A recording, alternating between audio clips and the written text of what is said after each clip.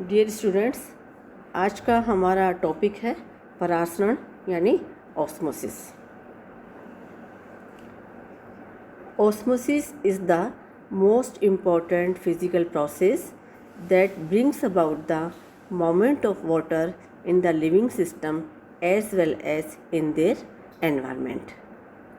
Osmosis को हम एक सिंपल भाषा में इस तरह से परिभाषित कर सकते हैं कि किसी भी अर्ध पारगम्य झिल्ली द्वारा प्योर सॉल्वेंट के मॉलिक्यूल्स का किसी सॉल्यूशन में विसरण ही परासरण कहलाता है।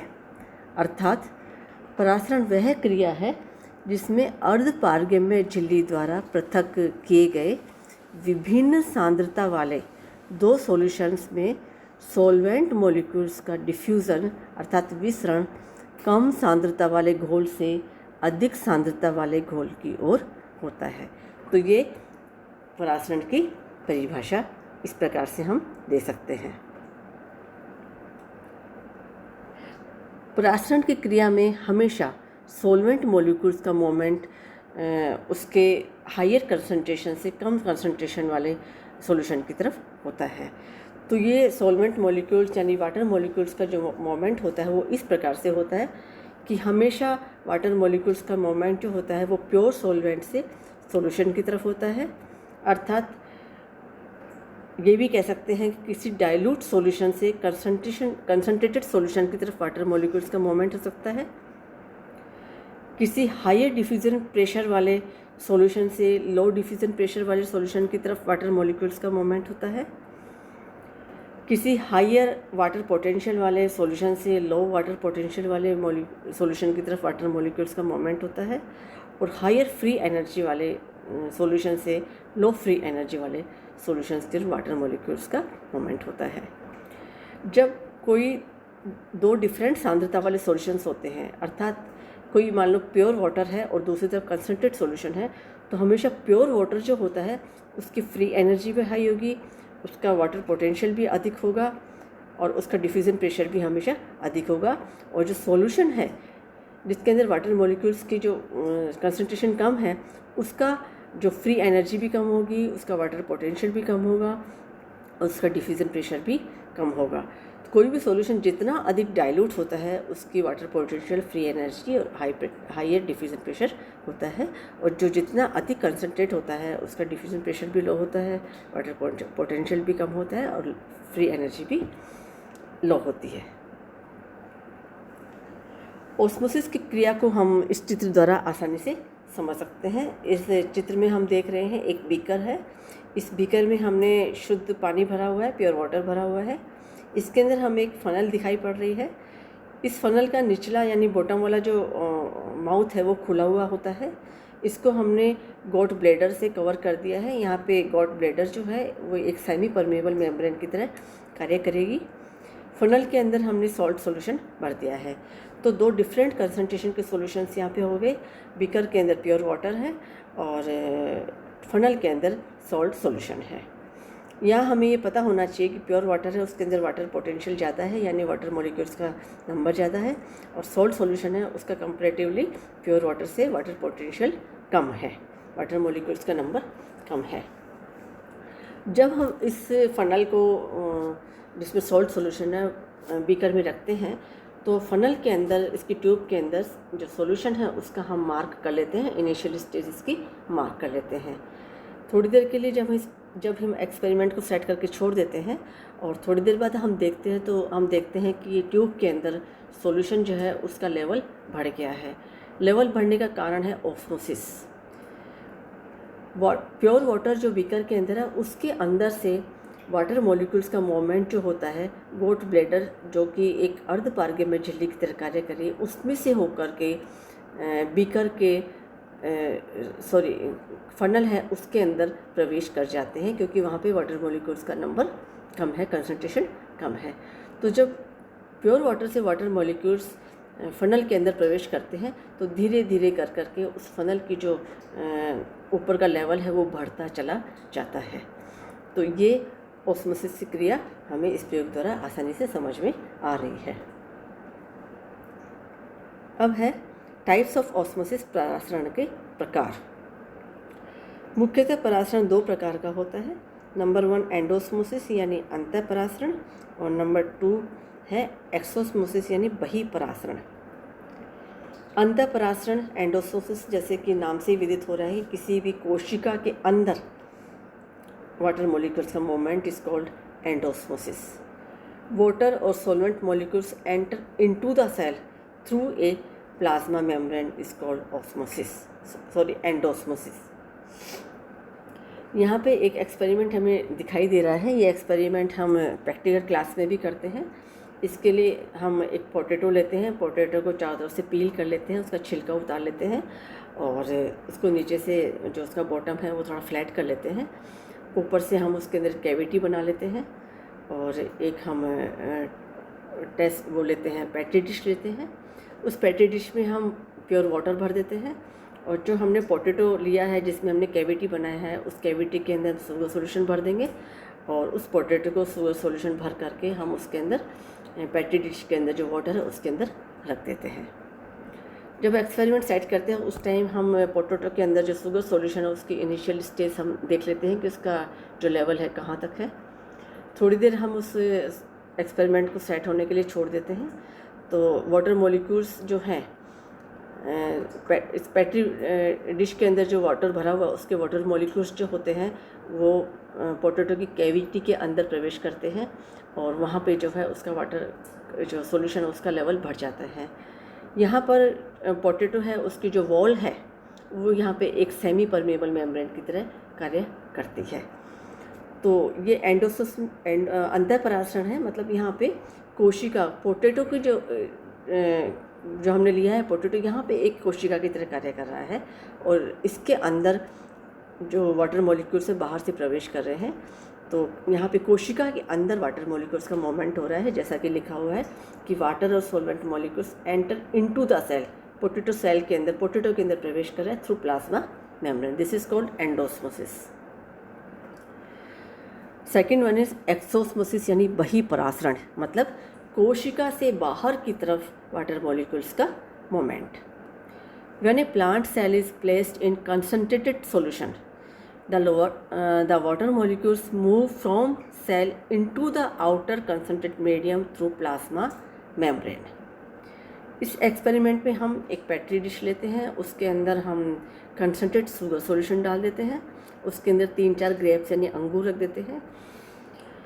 अंगूर के अंदर की जो रस है उसकी सांद्रता जो होती है वो बाहर वाले शुगर सॉल्यूशन से कम होती है, यानी वो थोड़ा सा डाइल्यूट होता है, अर्थात उसके अंदर वाटर मॉलिक्यूल्स के नंबर ज़्यादा होते हैं और बाहर वाले शुगर सॉल्यूशन के अंदर वाटर मॉलिक्यूल्स का नंबर कम है। तो यहाँ पे ऑस्मोसिस की क्रिया के अंदर जो ग्रेप यानी अंगूर का जो अंगूर है उसमें से वाटर मॉलिक्यूल्स का मूवमेंट बाहर की तरफ पेट्री डिश में रखे हुए शुगर सॉल्यूशन के अंदर होता है। तो ये हो गया बहिःपरासरण। यहाँ पे जो अंगूर है वो एक सेल की तरह कार्य कर रहा है, इस सेल में से वाटर मॉलिक्यूल्स का मूवमेंट बाहर की तरफ हो रहा है। तो यही है कि water molecules move from cell into the outer concentrated medium is called exosmosis यानी बहिःपरासरण। अब हम देखते हैं कि सांद्रता के आधार पर 3 तरह के सॉल्यूशंस पाए जाते हैं। Number 1 is hypertonic, second one is hypotonic and third is isotonic. Number 1 is hypertonic solution. Hypertonic solution वह सॉल्यूशन है जिसकी सांद्रता इतनी होती है कि वह वाटर या सॉल्वेंट मॉलिक्यूल्स को सेमी परमेबल मेम्ब्रेन के थ्रू प्राप्त करता है, यानी इसके अंदर हाइपरटोनिक सॉल्यूशन के अंदर वाटर मॉलिक्यूल्स का एडिशन होता है। A solution having a concentration such that it gains water और solvent molecules by osmosis across a semi permeable membrane from some other specified solution. किसी दूसरे सॉल्यूशन से सेमी परमेबल मेम्ब्रेन के through hypertonic solution के अंदर हमेशा water molecule का addition यानी गेन होता है। This is called hypertonic solution. Second one is hypotonic solution. Hypotonic solution वह सॉल्यूशन है जिसकी सांद्रता इतनी अधिक होती है कि उसमें से वाटर या सॉल्वेंट मॉलिक्यूल्स जो होते हैं वो सेमी परमेबल मेम्ब्रेन के थ्रू बाहर निकलते हैं। ए solution having a concentration such that it loses water or solvent molecules by osmosis across a semi-permeable membrane to some other specified solution। Hypotonic solution से water या सॉल्वेंट मॉलिक्यूल्स का moment जो होता है दूसरे सॉल्यूशन में बाहर की तरफ होता है, मतलब यहाँ पर वाटर मॉलिक्यूल्स का लॉस होता है। Third one is isotonic solution. Isotonic solution जो होता है इसके अंदर न तो ये वाटर मॉलिक्यूल्स को अंदर लेता है न ये बाहर देता है, नाइदर गेन नॉर लॉस।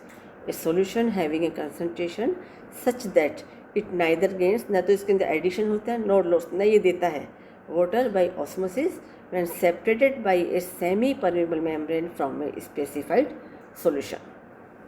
तो ये तीनों प्रकार के सॉल्यूशंस हो गए उनके कंसंट्रेशन के आधार पे। चित्र में देखो तीनों प्रकार के hypertonic solution, isotonic solution, hypotonic solution दिखाई दे रहा है। प्लांट सेल है, प्लांट सेल के बाहर की तरफ है हाइपरटोनिक सॉल्यूशन है। तो हमने पढ़ा है कि इसकी कंसंट्रेशन इतनी है कि ये गेन करता है, तो प्लांट सेल से बाहर की तरफ जो एरो दिखाई दे रहा है इसका मतलब है कि प्लांट सेल से वाटर मॉलिक्यूल्स बाहर निकल रहे हैं हाइपरटोनिक सॉल्यूशन में। और हाइपोटोनिक सॉल्यूशन में प्लांट सेल के अंदर वाटर मॉलिक्यूल्स का ऐड हो रहा है, मतलब हाइपोटोनिक सॉल्यूशन है उसके अंदर उसके जो वाटर मॉलिक्यूल्स हैं वो प्लांट सेल के अंदर जा रहा है, मैं यहाँ पे हाइपोटोनिक सॉल्यूशन के वाटर मॉलिक्यूल्स का लॉस हो रहा है। और तीसरा है आइसोटोनिक सॉल्यूशन जिसमें हम देख रहे हैं कि न तो इसके अंदर जा रहे हैं न इसके अंदर बाहर आ रहे हैं। अब एक टर्म आती है ऑस्मोटिक प्रेशर यानी परासरण दाब। जब किन्हीं दो विलयनों को सेमी परमेबल यानी अर्ध पारगम्य झिल्ली द्वारा अलग किया जाता है तो विलयन के जो सॉल्यूट्स होते हैं उनकी प्रेजेंस से उस सॉल्यूशन में एक प्रेशर क्रिएट होता है। उस प्रेशर को हम ऑस्मोटिक प्रेशर कहते हैं। मतलब कोई भी सॉल्यूशन है उसके अंदर सॉल्यूट पार्टिकल्स जो होते हैं उनकी प्रेजेंस की वजह से उस सॉल्यूशन के अंदर एक प्रेशर क्रिएट होता है, उसको हम ऑस्मोटिक प्रेशर कहते हैं। When two solutions are separated by a semi-permeable membrane, a pressure develops in solution due to the presence of solutes dissolved in it. This is called osmotic pressure. Osmotic pressure जो होता है वो हमेशा directly proportional होता है उसके अंदर solution के अंदर जो डिजोल्व सॉल्यूट्स होते हैं उनकी कंसंट्रेशन के अकॉर्डिंग। जितनी अधिक सॉल्यूट्स पार्टिकल्स की जो कंसंट्रेशन होगी और उसका जो ऑस्मोटिक प्रेशर उतना ही अधिक होगा। Osmotic pressure of solution is always higher than its pure solvent. Pure solvent से हमेशा जो ऑस्मोटिक प्रेशर होता है वो सॉल्यूशन का अधिक होता है, क्योंकि ऑस्मोटिक प्रेशर जो होता है उसकी वजह सोल्यूट पार्टिकल्स होते हैं, सोल्यूट पार्टिकल्स प्रेजेंट होते हैं, उसी की वजह से ऑस्मोटिक प्रेशर क्रिएट होता है। ऑस्मोटिक प्रेशर को हम इस फॉर्मूला द्वारा कैलकुलेट कर सकते हैं। OP यानी osmotic pressure equal to M into 22.4 into T+273/273 atmosphere. यहाँ पे M जो है उस सॉल्यूशन की मोलरिटी है और T इज़ रूम टेम्परेचर। अब है कि परासरण दाब को कौन कौन से कारक प्रभावित करते हैं। परासरण दाब को किसी भी सॉल्यूशन की जो कंसंट्रेशन होती है, सांद्रता, वो प्रभावित करती है। सॉल्यूशन में उपस्थित सॉल्यूट मॉलिक्यूल्स होते हैं उनका जो आयनीकरण यानी आयोनाइजेशन है वो भी सॉल्यूशन के ऑस्मोटिक प्रेशर को प्रभावित करता है। Third is temperature and light, तापक्रम और प्रकाश भी ऑस्मोटिक प्रेशर को प्रभावित करता है। Fourth is hydration of solute molecules, solution में प्रेजेंट सोल्यूट मॉलिक्यूल्स होते हैं उनका हाइड्रेशन भी उससे सॉल्यूशन के ऑस्मोटिक प्रेशर को अफेक्ट करता है। प्लांट टिश्यू जो होता है उसकी पोजीशन भी ऑस्मोटिक प्रेशर को अफेक्ट करती है। तो ये तो हो गए फैक्टर्स अफेक्टिंग ऑस्मोटिक प्रेशर। अब है कि पाथवो के अंदर ऑस्मोसिस का क्या महत्व है। ऑस्मोसिस की प्रक्रिया पाथवो के लिए एक बहुत ही महत्वपूर्ण प्रक्रिया होती है, जिसे हम इन टॉपिक्स तरह पॉइंट्स तरह समझ सकते हैं।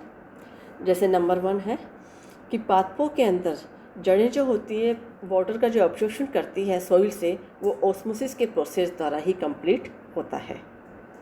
नंबर 2, एक कोशिका से दूसरी कोशिका के अंदर वाटर या जो दूसरे पदार्थ होते हैं उनका मोमेंट जो होता है, जो उसमें घुले रहते हैं, उनका जो मोमेंट होता है वो ऑस्मोसिस के द्वारा ही कंप्लीट होता है।